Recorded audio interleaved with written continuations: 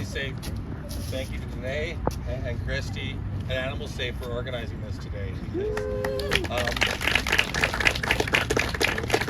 We were doing some lobbying in April and June on this that I'll address, but Animal Safe reached out to us and we were happy to sort of coordinate and collaborate. So I am James Beddome. I'm the Executive Director of the Manitoba Eco-Network. We're an umbrella environmental organization, so we represent about 122 different organizations across the province with a focus on protecting our ecosystems here in Manitoba, making a more sustainable world, as well as a number of individuals. And so that's our focus, is bringing people together, building these coalitions, recognizing we may not all agree on everything, but I think there's a few things we can agree on. We all can agree that we want animals to live their best life, be able to exhibit their natural behaviors. I think we can all agree that we want to protect our watersheds and our waterways like Lake Winnipeg. I think we can all agree that we want these massive mega dairy operations stopped. Yeah. The objective is simple. We want them stopped, but unfortunately, legally and jurisdictionally, there's some challenges. We are basically at the bottom of a massive inland watershed bowl that covers 4 provinces and 4 states.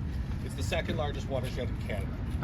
Obviously, Lake Winnipeg is at the center of that, and we've had other speakers talk about how threatened it is. I will address that, but what I want to highlight is what happens in North Dakota, what happens in Minnesota, what happens in South Dakota, what happens in Montana, what happens in Alberta, what happens in Saskatchewan, and what happens here at home in Manitoba.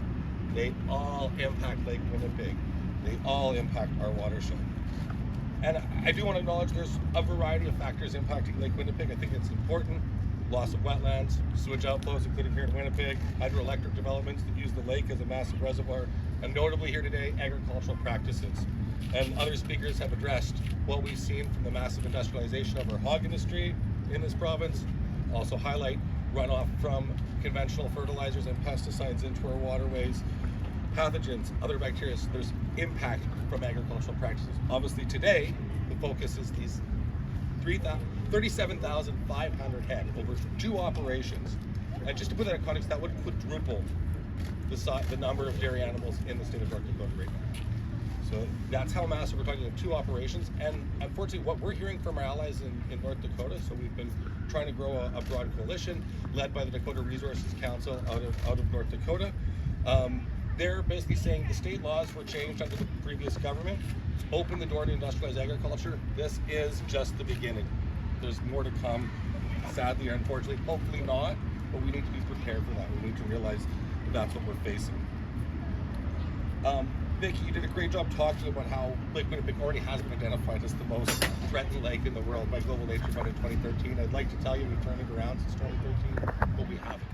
The situation's worse. We're in a worse crisis, and bluntly put, Lake Winnipeg can't handle it. Putting that massive concentration of animals on the landscape is not going to be good for the local people in North Dakota. It's not going to be good for us in Manitoba. It's not going to be good for the animals, and it's not going to be good for the ecosystems.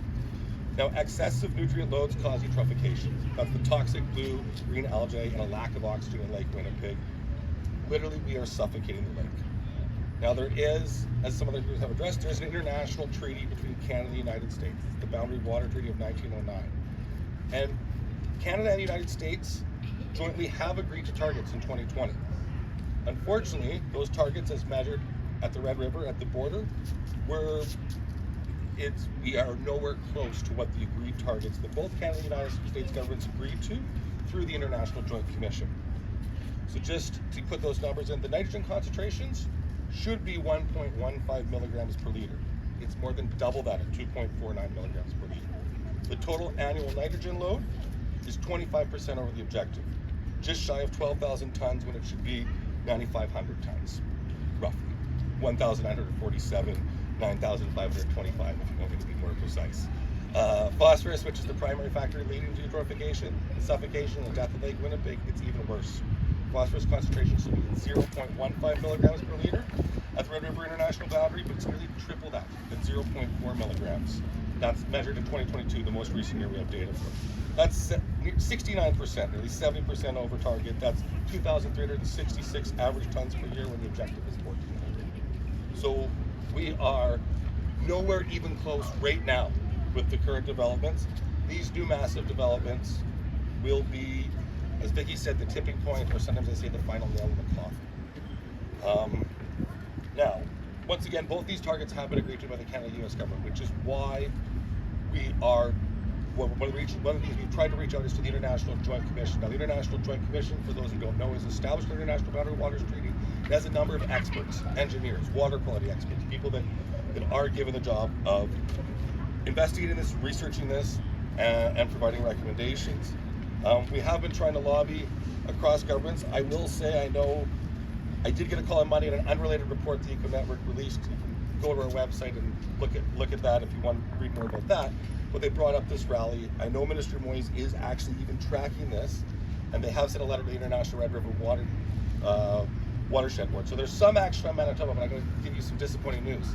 Manitoba is the least important in this jurisdictional issue. The most important, well, because you said, Christy, Riverview could just decide to do the right thing and give it up right now, but I don't know how likely that is. When we're talking governmentally, it's North Dakota. The state government of North Dakota is the one making the permitting licensing decisions, and so that's why it was important that we're doing this cross-border. There's actions down in Bismarck. The local people there in Bismarck are taking action too to try to get the state government to do the right thing. Beyond that, we also need both the federal governments, both Canada and the United States. And Dennis, you're right, it's very difficult with 47 down there. I'm not going to be naive about the politics here. But I think doing nothing isn't an option either. And what we've heard when we did meet with Terry Duguid, there's some interest. Certainly Terry Duguid has a lot of knowledge of the lake, but they feel, it's going to be difficult for us to push forward an international joint recommendation. So you need a dual reference for both parties to the international treaty, so both the federal government and the United States government refer to the IJC. Their feeling, I think, was generally that trade negotiations are going to suck up most of the energy and the oxygen in the room. I'm going to say that's not good enough. I think you can accomplish both, and I'm going to say protection of the lake is more important than our trade negotiations. And so we need to put pressure on the federal government as well. We need pressure on the United States government, federal government as well. I'm not naive to the challenges of that, but I think, sometimes in these movements, it is about bringing people together. It is about bringing unlikely and broad coalitions together to affect change. We don't have to agree on everything, but we can agree on the simple principles of what we want to accomplish. And, perhaps one of my favorite quotes I've used many, many times before is, never doubt that a small committed group of individuals can change the world. It's the only way that it ever does. Quote by sociologist Margaret Mead.